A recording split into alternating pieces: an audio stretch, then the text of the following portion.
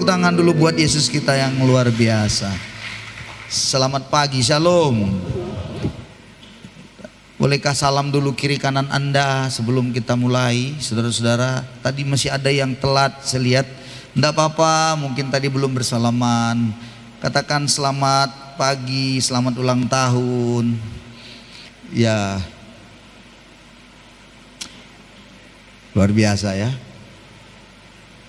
Tuhan mengantarkan gereja ini 28 tahun seperti apa yang kita lihat hari-hari ini. Dalam perjalanan sejarahnya yang sungguh-sungguh membuat kami itu dulu betul-betul menyerahkan sepenuhnya kehidupan kami. Saya dengan teman-teman, beberapa teman-teman dulu merintisnya dari awal. Dan berat sekali penderitaan, kesusahan, semuanya harus dihadapi. Tapi sebagaimana hari ini ada semua karena kemurahan Tuhan semata. Ada banyak orang yang menjadi saksi hidup, ya, menjadi saksi mata, saksi hidup bagaimana gereja ini awal-awalnya dahulu kala. Dan saudara-saudara, 28 tahun yang lalu saya ada di Nias, tiba 95 tahun 95, tapi cuma seminggu, 96 Juni saya baru ada tiba kembali dan memulai lagi pelayanan yang sudah dimulai dari hambanya, seorang pendeta tetapi sudah dipanggil Tuhan. Beliau suami istri, namanya Pak Pendeta Ferry Siahaan. Di Januari 96 mereka datang dengan istri. Waktu itu istri saya masih mungil kecil, belum seperti sekarang, saudara-saudara. Ya, begitu imut-imut pada zaman Belanda itu, saudara-saudaraku. Ya, Januari waktu itu, dan mereka melayani sampai akhirnya Bapak Ferry berkata, tidak cocok saya melayani di Nias karena Nias kayaknya kegerakannya bukan orang tua, tetapi kegerakan yang Tuhan mau lakukan adalah anak-anak muda. Itu sebabnya Juni saya dengan beberapa teman-teman yang lain merapatkan diri kami mendarat di Nias ini, ya, dengan kapal yang dulu kita sangat agung-agungkan pada waktu itu, namanya Sumber Rezeki, saudara-saudara. Dan itu gelombangnya luar biasa. Dan ya itulah masuk ke Nias ini. Ada teman-teman baik saya, ya, ada Sarah Dopen, ada Clara, Raja Guguk, ada Billy Pardede, ada Dedi Ketaran. Dedi Ketaran sekarang menjadi gembala, juga merintis di Medan, menggembalakan sebuah jemaat. Sarah juga sekarang di NHC, dan Clara sekarang berada di Aceh, di daerah Singkil, Kota Cane, Aceh Tenggara maksud saya. Dan yang lain-lainnya ada dulu Dr. Ronald Panggabean, dulu dia adalah kepala puskesmas Alasa dulu. Dan makanya ada pelayanan kita di Alasa, gara-gara dia saya sering ke sana. Dan pada waktu itu saya masih ingat saya diserang oleh Behu Soma. Baru saya tahu memang itu asli Behu Soma.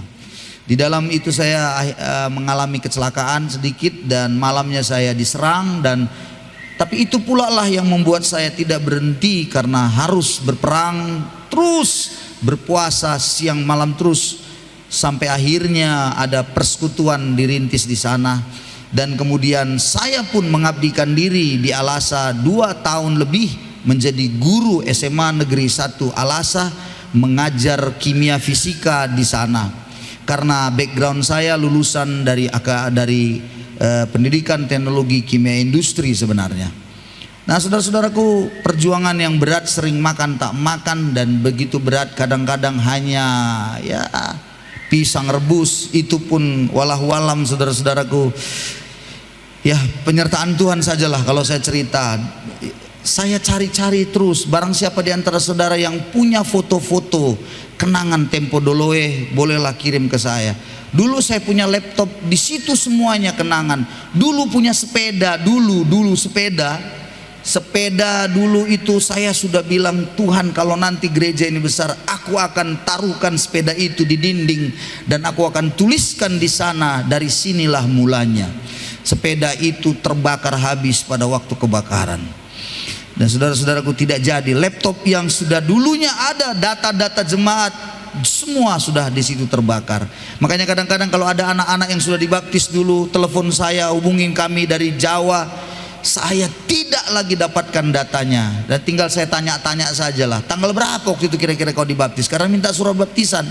Siapa waktu itu yang membaptismu? Siapa dulu kawanmu waktu dibaptis? Kira-kira waktu itu hari apa? Jadi terpaksa main reka-reka ya, apa boleh buat. Nah saudara-saudara, itulah perjalanan. Dulu belum ada handphone, belum ada telepon. Dulu masih ada yang paling kuingat itu adalah wartel, warung telepon yang rumahnya dekat dengan tempat Ina Bowo kerja, yang punya toko Ina Bowo sekarang. Itu ada dulu namanya wartel di situ, dan saya selalu menelepon kekasihku yang luar biasa ini. Itu selalu jam 11 malam. Kenapa? Karena di situ bayarannya 25%. Maklum tidak punya uang menelepon pagi-pagi 100%. Dan kalau sudah uang saya 1.000, saudara-saudaraku, dan saya lihat sudah 950, maka saya bilang, udah ya dek, cukup, mati. Saya bayar 985. Dulu masih ada limper-limper dulu kan, masih laku itu dulu. Dikembalikan sama saya tukang wartel, itulah itu. Kadang-kadang 25 perak, kadang-kadang 15 perak, itu 15 rupiah. Itulah saudara-saudara perjalanan. Nanti kita akan dengar ada banyak ya, bukan satu orang saja yang menjadi saksi hidup. Pelayanan ini boleh ada sampai hari ini. Dulunya itu saya masih ingat di belakang yang panitia-panitia dulu ya, yang pembangunan saya minta supaya menolong saya. Itu dulu ada kawan-kawan lama, pemain-pemain lama lah kalau dibilang bahasanya ya. Namun ada yang sudah dipanggil Tuhan. Ada dulu sama Citra Telemenua sudah dipanggil Tuhan. Kemudian Ama Bowo, di sini masih ada Ibu Ina Bowo dengan anak-anaknya masih di sini. Ada Ibu Ina Linda, ini orang tua juga buat kami. Ama Lindanya dulu saya itu yang melayani mereka semua sama anak-anak. Ama Linda sudah dipanggil Tuhan. Ya, ada lagi dulu ama siapa namanya itu? Ama Yuso pun sudah dipanggil Tuhan. Entah siapa lagi di antara Anda, siapa yang mau menyusul saudara-saudara? Ya, semuanya banyak yang sudah dipanggil Tuhan. Nah, tapi yang menjadi luar biasa, anak-anak pelajar yang dulu dilayani itu menjadi saksi hidup juga. Anak-anak STM, anak-anak SMA, anak-anak SPK, dulu namanya perawat kesehatan. Dulunya itu di SPK, asik kesurupan saja, tiap minggu dibawa ke sekretariat dulu Jalan Mongon Sidi itu. Dalam Muhammad Hatta maksud saya. Itu di atas itu dekat dengan rumah sakit itu. Ada Muhammad Hatta 2 dekat rumah apa itu orang Tionghoa, Bapak Kiat, nama itu ya. Itu di situ di lantai 2 tuh, kok di situ dikontrak, sih datang aja tiap minggu. Sekali datang itu bukan 1-2, minimal 5, kadang 10. Kesurupan, jungkir balik, kesurupan begitu. Zaman itu memang zaman-zaman kesurupan banyakan. Jadi saudara-saudara, Tuhan memberkati dengan pengurapannya, dan akhirnya banyaklah diantara kita yang hadir hari ini. Dulu ada Pak Dolok 1000 juga. Mungkin ibu ada di Bapak Dolok. Ada Bapak Dolok? Tidak. Oh, belum hadir. Belum hadir. Ya, Ibu Dolok 1000 yang dulu. Mohon maaf ibu, bukan kuhina. Rumah ibu ini dulu, mohon maaf, di rumah sakit lama. Tidak kuhina, kutunjang 5 kali roboh. Itulah dia pada zaman itu. Tidak kuhina, tapi hari-hari ini melihat anak-anaknya Tuhan berkati semuanya. Tidak ada saudara-saudaraku orang yang setia itu dibiarkan Tuhan, tidak ada. Tidak ada ditinggalkan Tuhan yang sungguh-sungguh, tidak ada saudara-saudara. Percayalah, dari kesaksian orang tua ini semuanya lah yang memastikan saya di dalam hidup ini. Saya percaya bahwa dalam kesetiaan saya pun Tuhan pasti akan memberkati. Itu sebabnya tidak mundur setapak pun, terus sampai hari ini. Dan kalau kita melihat hari ini aset gereja ini, ingat ya saudara, kita ini bukan tipe orang yang suka mengandalkan proposal. Memang ada yang membantu kita lewat proposal, yes, ada. Tapi saudara-saudaraku, jujur kalau kita boleh katakan 80%, 90% keuangan kita kelola dengan begitu rupa. Membeli tanah lagi baru ini 500 juta, itu praktis, itu uang dari kita. Pelan tapi pasti kita kumpulkan. Nanti melanjutkan di belakang lagi, ini melanjutkan ini semua lagi. Sampai di depan ini, wah, udah ada di benak beberapa orang udah beritahu, maunya gini Pak, maunya. Saya bilang bagus sekali idemu itu, tapi bisa kau cari uangnya, Bah? Itulah Pak Yesus, ya berarti doakan dulu. Dari mana uangnya ini nyelesain semua? Wah, itu berat. Saya ngobrol sama temen yang ada anggota kita dari sini dulu di Medan itu. Saya taksir 250 juta, saya bilang. Dia bilang kalau hitungan saya Pak Pendeta nggak bisa itu. Berapa? Minimal 350 juta. Saya bilang haleluya, puji Tuhan.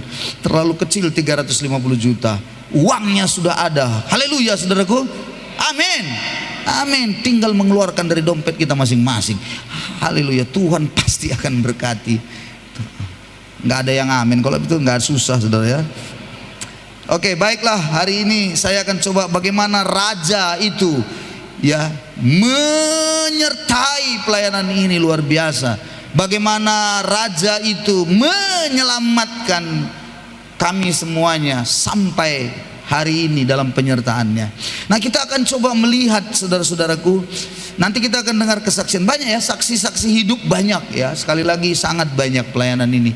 Ya, belum lagi orang-orang muda semua yang sekarang sudah jadi kepala dinas, kepala kantor, kepala kabit, kasubdus, kasubdis, kardus, tahap semua di jabatan-jabatannya. Udah luar biasa semuanya. Ya. Rumah saya pun udah lebih kecil daripada rumahnya. Rumahnya sekarang udah besar semuanya. Mobilnya juga udah lebih luar biasa. Pertanyaannya sekali lagi apakah saya iri? Enggak. Saya kasih tahu pada saudara, sudah berulang kali saya bilang, kalau Anda punya anak Anda itu tinggal bersama Anda selama puluhan tahun, lalu kuliah dan kemudian dia bekerja. Dalam hasil pekerjaan yang luar biasa itu dia bangun rumahnya di dekat dengan rumah Bapak Ibu. Ternyata rumahnya jauh lebih megah, isinya di dalam pun jauh lebih banyak isi daripada aksesoris rumahnya, lebih bagus semuanya daripada Anda. Pertanyaannya, marahkah Anda? Tidak. Irikah Anda? Tidak. Justru Anda berbangga. Yes, luar biasa. Dan saya beritahu, kami pun seperti itu. Kalau Anda jadi orang hebat luar biasa, kami juga berbangga. Ya, tapi insya Allah Anda masih mengingat kami. Hanya itu aja, ya kan? Kan banyak anak-anak kalau udah sukses kan nggak diingatnya lagi orang tuanya, ya kan? Orang tuanya sakit tinggal dibilang aja, gampang itu mah, udah nanti berobat ini uangnya. Ditengoknya pun nggak mama bapaknya, kan begitu. Saking suksesnya begitu. Hanya mungkin itu saja harapan-harapan kami. Anda berkembanglah, Anda majulah, Anda itu suatu hal yang luar biasa. Nah, hari ini kita akan melihat tentang raja yang menyelamatkan dan menyertai semuanya kita. Mari kita buka satu ayat pembuka, Matius pasal 1 ayat 1. Ini menjadi tolak dasar atau pemulaan kita belajar kebenaran ini. Tema ini maksud saya ya. Silsilah Yesus Kristus. Inilah silsilah Yesus Kristus, anak Daud, anak Abraham. Kalau Anda membaca dalam konteks silsilah begini, membaca saja, Anda pasti akan menilai dan Anda akan melihat bahwa ini hanya sebatas pengkalimatan yang ditulis oleh Matius, sang penulis kitab Injil ini. Tetapi sebenarnya kalau kita bisa memahami dari ayat ini, saudara-saudara, Matius 1 ayat 1 ini bisa nggak Anda lihat di ayat ini? Coba Anda perhatikan, ada sedikit keanehan. Mengapa keanehan? Karena yang ditulis di situ anak Daud, anak Abraham. Saya tanya saudara, mana yang lebih dulu hidup, Abraham atau Daud? Abraham. Tapi kenapa dituliskan sang penulis kitab Injil ini, dia berkata silsilah Yesus Kristus, anak Daud, anak Abraham. Barulah nanti kalau kita baca di ayat 2-nya, baru dituliskan Abraham memperanakkan Ishak, Ishak memperanakkan Yakub, Yakub memperanakkan Yehuda dan saudara-saudaranya, Yehuda memperanakkan Peres, terus. Apa yang sedang mau disampaikan oleh sang penulis dari kitab ini? Sebenarnya dengan terang benderang, kalau Anda baca secara pelan-pelan kitab Injil Matius, Maka sang penulis kitab Injil ini, Matius, sang pemungut cukai, dialah penulis kitab Injil ini. Dia sedang menunjukkan kepada orang Yahudi sebuah silsilah tentang Yesus yang berasal dari raja. Dia sedang mengungkapkan karena orang Israel Yahudi membanggakan dua orang yang sangat mereka kagumi. Yang pertama namanya Abraham, yang kedua namanya Daud, sebagai mereka punya raja. Yang lain ada lagi Musa. Tetapi saya mau sampaikan kepada saudara, Musa itu pemberi hukum Taurat bagi mereka, dan mereka sangat menyanjung Musa sampai mereka bilang, kami ini adalah murid-murid Musa. Begitu ya. Itu ahli-ahli Taurat ngomong begitu. Nah, penulis Injil ini, Matius, sedang mengungkapkan kepada orang Israel, ini loh, Yesus, dia juga raja. Dari mana keturunan itu diperoleh dia jadi raja? Keturunan raja ini dari Daud. Matius sedang mengungkapkan siapa sebenarnya Yesus itu yang sesungguhnya bagi orang Yahudi. Matius menuliskan kebenaran kitabnya, suratnya ini atau tulisan kitabnya ini, dia sedang menunjukkan silsilah Yesus ini kepada orang Yahudi. Maka kitab Injil Matius ditulis, diperuntukkan pembacanya itu, audiensnya adalah orang Yahudi. Nah, orang Yahudi harus dijelaskan. Tapi kalau Markus nanti akan belajar, Markus tidak ada silsilah Yesus. Mengapa? Karena Markus menuliskan kitabnya itu kepada orang non-Yahudi, orang Yunani, orang bangsa-bangsa lain. Saya kebetulan besok mengajar di STT, itu adalah pengantar teologi perjanjian baru. Saya akan mencoba menjelaskan lebih detail lagi. 4 penulis Injil, saudara-saudara, Matius, Markus, Lukas, Yohanes. 4 penulis itu, hanya 2 dari 4 itu yang murid Yesus secara langsung, namanya 12 murid, yaitu Matius dan Yohanes. Sedangkan Markus dan Lukas, dia bukanlah murid Yesus secara langsung. Nah, itu besok malam itu saya akan coba bagikan kepada mahasiswa tentang ini.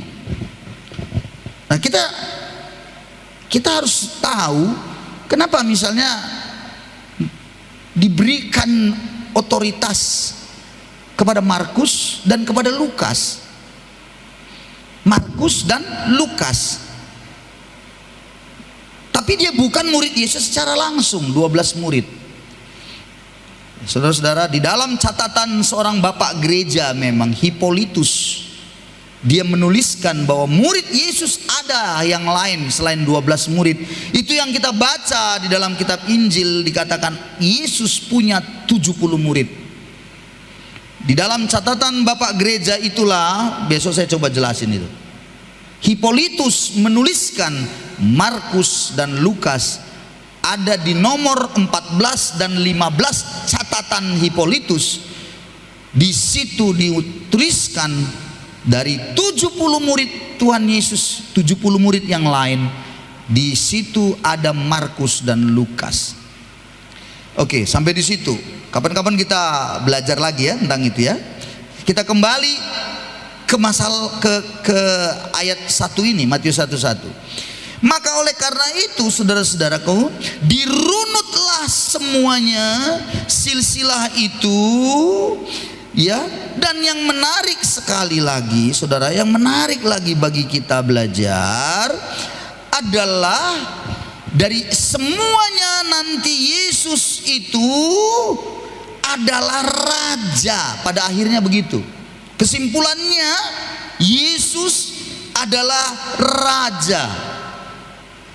Maka memang tema Injil Matius, tema tema besar dalam setiap buku tulisan-tulisan sang penulis itu, ada tema-tema besar yang disampaikan secara garis besarnya kepada pembaca.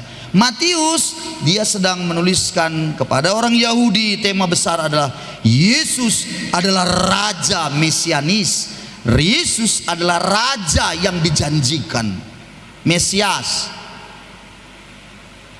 Nah, yang menarik lagi kalau kita baca ayat 17.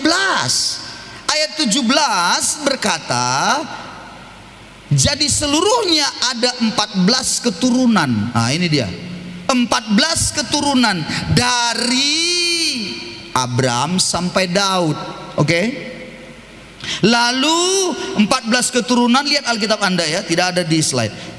Dari Daud sampai kepada pembuangan Babel. Dan 14 keturunan dari pembuangan Babel sampai Kristus. Dituliskan angka 14 di dalam tafsir Perjanjian Baru atau Alkitab. Angka-angka itu pun sedang menunjukkan sebuah pengertian. Itulah hebatnya kalau kita belajar Alkitab dengan benar. Panorama Alkitab ini akan membuat kita terkagum-kagum akan Tuhan. Dan saya sendiri menyaksikan diri saya, semakin belajar Alkitab, semakin saya merasa bodoh. Semakin saya merasa bodoh, kenapa? Karena ternyata kupikir aku sudah tahu banyak. Ternyata waktu dipelajari lebih detail, ternyata nggak ada apa-apanya. Masih bodoh. Jadi saya agak bingung kalau ada orang yang dia katanya sudah belajar Alkitab, sudah tamat, sudah jago, lebih hebat teologianya katanya. Maaf ya saudara, orang yang menganggap bahwa dia lebih hebat ketika dia belajar Alkitab, sebenarnya dia belum belajar apa-apa kalau menurut saya. Mengapa demikian? Karena saya lihat diri saya pribadi, makin kita belajar firman Tuhan, makin nampak bodohnya gitu.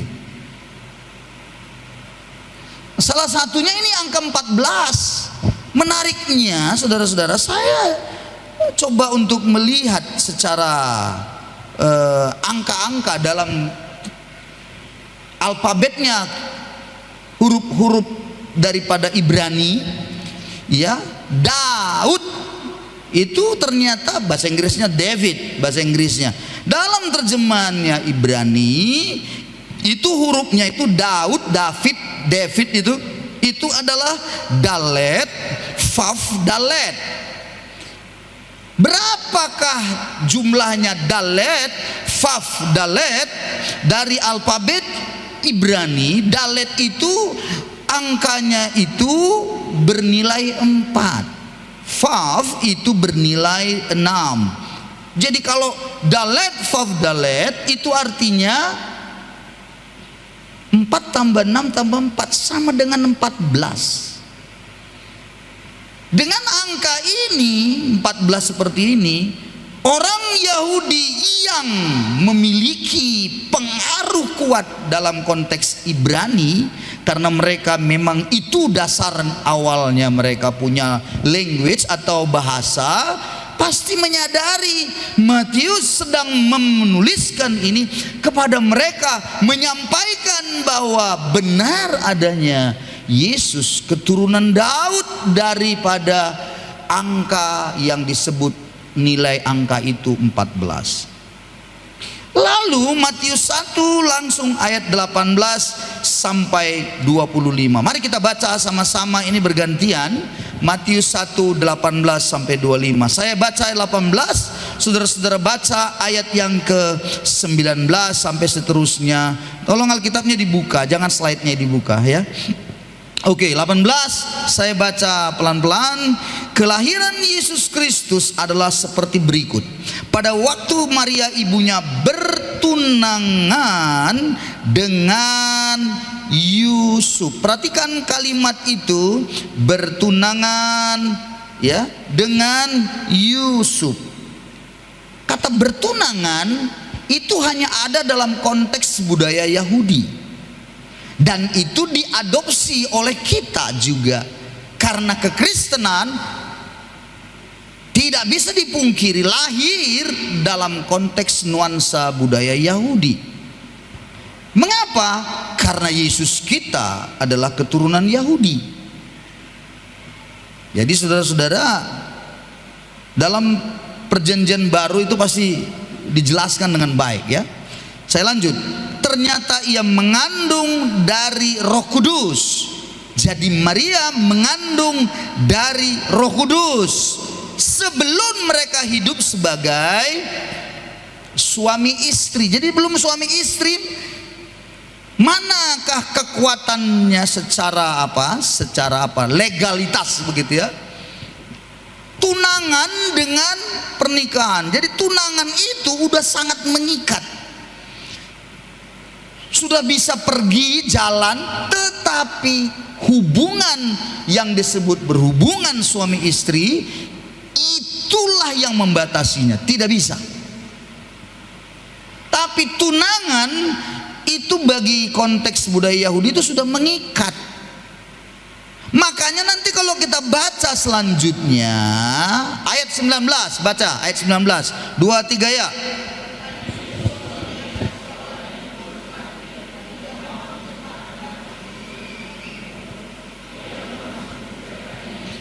Lucu, kenapa disebut di sini ia bermaksud menceraikan? Kan belum nikah, belum, masih tunangan. Kenapa dibilang menceraikan? Itulah konteks budaya Yahudi. Kalau sudah bertunangan itu sudah sangat mengikat. Dan itu tinggal selangkah lagi akan melangsungkan perkawinan. Maka Yusuf yang tulus hati, dia tidak mau mencemarkan, perhatikan, nama istrinya di muka umum. Dia belum dalam perkawinan itu, dia belum disahkan kan.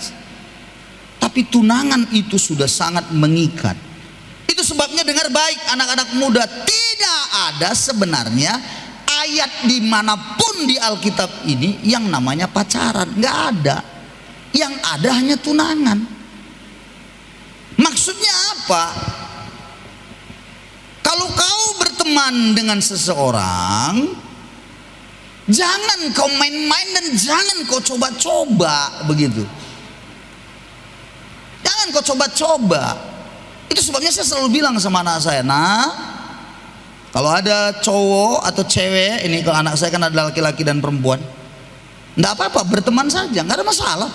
Sama orang gila bisa berteman kalau dia sanggup mengkomunikasikan apa yang maksudnya. Pertemanan itu perlu supaya jangan jadi manusia kuper, kurang pergaulan. Tapi kalau sudah mulai pacaran kita ya, terus udah seminggu putus, pindah lagi sama yang baru, putus lagi, pindah lagi. Emangnya kau bikin main-mainan apa? Sampai ada lagi laki-laki playboy cap tikus, pacarnya dibikinnya 5. Dengar laki-laki, kau pikir kalau 5 pacarmu, kau pikir kau dapat itu 1?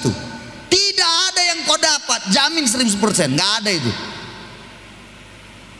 Hanya yang sungguh-sungguh lah yang bisa kau dapat. Makanya serius. Kalau nggak serius, jangan. Itulah dia. Itu. Tapi kalau nanti di luaran sana ada, tapi Pak begini-begini, suka mulah, terserah. Udah stop saya, nggak lagi jelasan, terserahlah. Suka nenek moyangmu, itulah kalau saya udah gitu. Dijelasin nggak bisa-bisa juga. Setelah saya selidik-selidik daripada anak ini, baru saya ngerti kenapa. Karena memang bapaknya pun berpikir, ya lesalania, yang penting cepat-cepat kawin, cepat-cepat kawin. Bukan anakku juga kuatur-atur, bapaknya aja bilang, lesalania, yang penting sudah jadilah kawin, panting tuh, fanunumanu, selesai sah. Bapaknya mau begitu. Ya saya bilang itu terserah lah, bukan juga anakku juga. Mau jungkir balik di situ, emang ini gue pikirin. Saya sedang mengingatkan bahwa tidak boleh main-main. Karena satu kali di dalam seumur hidup yang namanya kau salah gagal menikah, seumur hidup. Sekali lagi, seumur hidup. Bukan 1-2 tahun loh menyesalnya, seumur hidup. Ya, tapi Pak bagaimana caranya, apa? Lah doakanlah dia supaya dia cepat mati. Itu aja, nggak ada hubungan yang lain kan? Nggak ada yang lain begitu. Ayat 20 saya baca. Tetapi ketika mempertimbangkan maksud itu, malaikat Tuhan nampak padanya dalam mimpi dan berkata, Yusuf anak Daud. Perhatikan di situ, Yusuf itu sebenarnya anak siapa? Kalau kita baca ayat 16, Yakub memperanakkan Yusuf suami Maria. Kan itu harusnya kan Yusuf anak Yakub, karena bapaknya Yusuf bernama Yakub. Tapi kok Yusuf anak Daud? Di atas dia, paling atas, dipanggil oleh malaikat. Sesungguhnya malaikat pun sedang mengatakan, kamu itu keturunan Daud, turunan Raja Daud, maka anakmu nanti pun itu nanti termasuk keturunan Daud, raja. Jangan kau takut mengambil Maria sebagai istrimu, sebab anak dalam kandungannya adalah dari Roh Kudus. 21, baca 2-3 ya.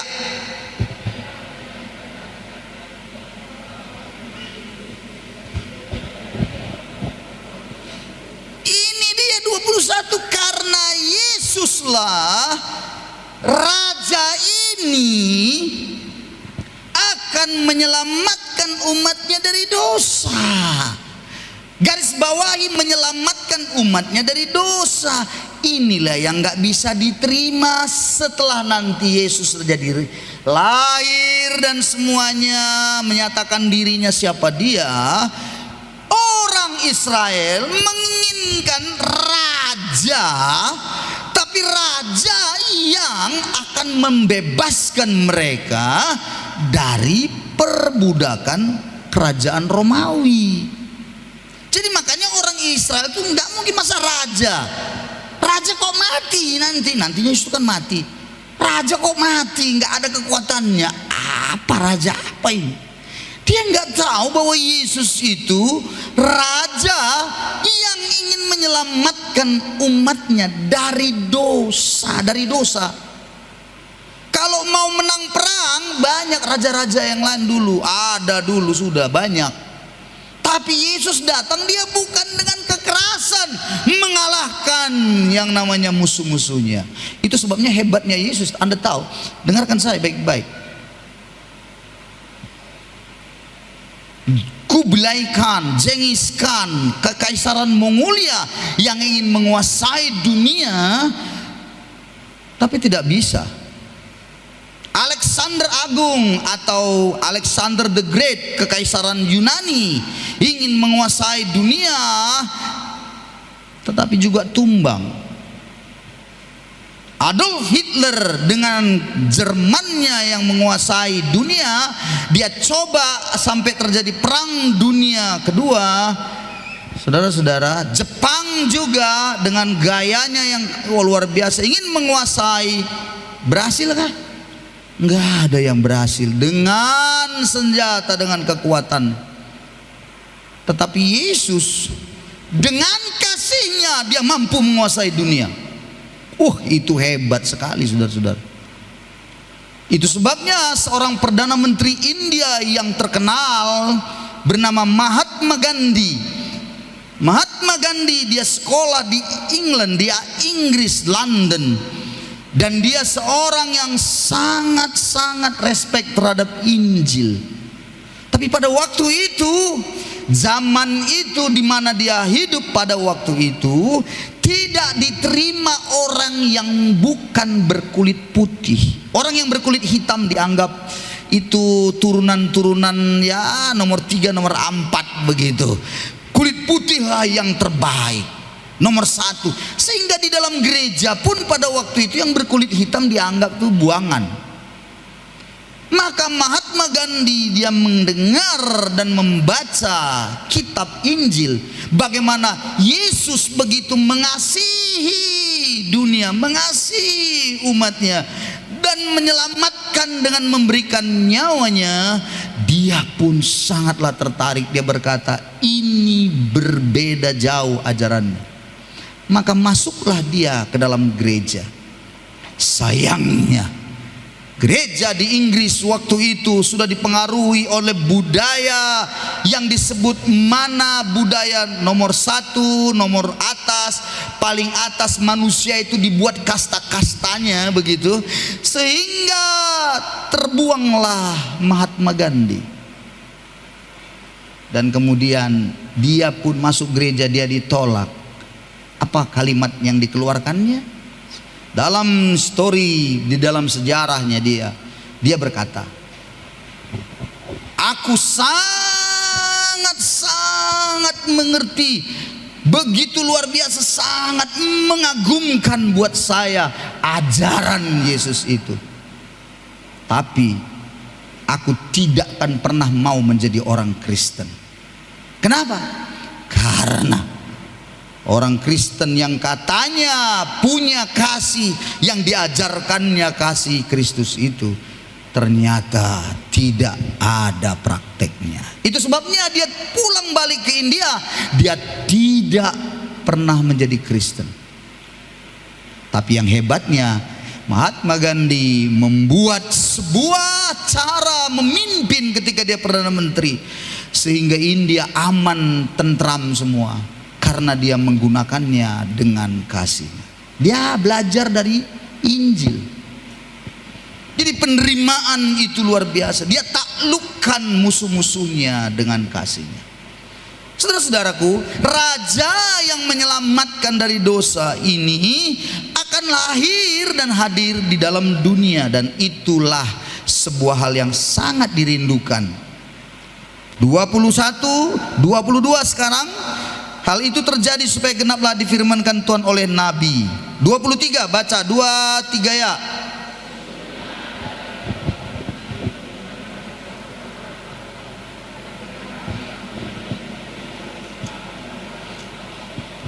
Namanya dinamakan apa? Immanuel, menyertai kita. Allah menyertai kita. Dengarkan saudara, raja itu menyelamatkan, tapi bukan hanya sampai menyelamatkan dari dosa, bukan selesai di situ dia tinggalkan kita, bukan sampai di situ saja dibiarkannya kita udah selesai. Tidak, ternyata dia pun raja yang akan menyertai kita terus menerus. Saudara-saudara, ayat 24-25 kemudian dikatakan bagaimana Yusuf bangun dari tidurnya lalu mengambil Maria jadi istrinya. Ayat 24, dia tidak bersetubuh sampai Maria melahirkan anak laki-laki, dan Yusuf menamakan dia Yesus. Saudara-saudaraku, luar biasanya ternyata ini yang saya mau kita belajar sama-sama. Berbicara tentang raja itu berbicara tentang orang yang memerintah. Katakan amin. Maka saya mau berkata kepada saudara hari ini, sesungguhnya pelayanan gereja ini semuanya ada dalam 2 poin itu sampai hari ini. Bahwa dia raja yang apa? Dia raja yang menyelamatkan kami dari dosa, menyelamatkan kita semua dari dosa, dan kemudian dia juga menyertai pelayanan gereja ini sampai seterusnya. Saudara-saudara, saya akhiri hari ini. 28 tahun raja itu sudah menyertai gereja ini, pelayanan itu. Dan saya mau kita semua berdoa dan menyerahkan gereja ini kepada raja itu saja. Dialah yang harus memerintah dalam gereja ini. Dialah menjadi kepala dalam gereja ini. Dialah yang berotoritas, dia yang punya semua segala sesuatunya. Perintahnya, karyanya, itulah yang dia nyatakan. Bukan karena hebatnya saya. Pendeta bangun gak ada apa-apanya. Jangan pikir hebat luar biasa. Yesus yang hebat itu. Dia yang perlu ditinggikan, karena dialah yang menyelamatkan kita dari dosa-dosa kita. Amin, saudara-saudaraku. Amin. Pertanyaan sekarang, siapakah di sini yang merasa hidupnya berdosa? Saya beritahu padamu hari ini, berikan hidupmu diperintah, dipimpin oleh raja itu.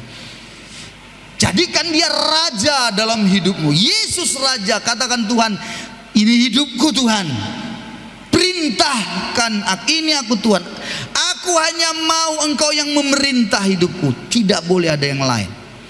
Bukan ego Anda yang memerintah Anda, bukan iblis apalagi, bukan lagi kemauan Anda yang Anda paksakan, tapi hanya Kristuslah yang Anda taruh menjadi raja. Dialah yang menguasai hidup Anda. Dan saya beritahu buat saudara, Anda menjalani hidup dengan luar biasa. Kenapa? Karena Dia akan menyertai kita. Kitab Injil Matius luar biasanya, prolog dan epilog itu sangat paralel. Oh, prolog itu apa? Prolog itu pembukaannya, dan penutupnya itu sangat paralel, sama paralel. Apa itu? Di pembukaan disebutkan Immanuel, Dialah yang menyertai kita. Di penutupnya Matius 28 ayat yang terakhir dikatakannya apa? Aku menyertai kamu sampai kesudahan zaman. Jadi saudara-saudara, mari kita berdoa, biarlah gereja ini tetap dalam penyertaan Tuhan sampai Tuhan Yesus datang kedua kali. Tuhan memberkati kita semuanya. Mari kita beri tepuk tangan pada Yesus kita yang luar biasa. Mari kita datang kepada Tuhan. Kita berkata kepada Tuhan, kita nyanyi lewat pujian kita tadi, bagaimana kebaikan Tuhan luar biasa, kebaikannya sungguh dahsyat. Dia melakukan karyanya yang besar atas kita. Haleluya.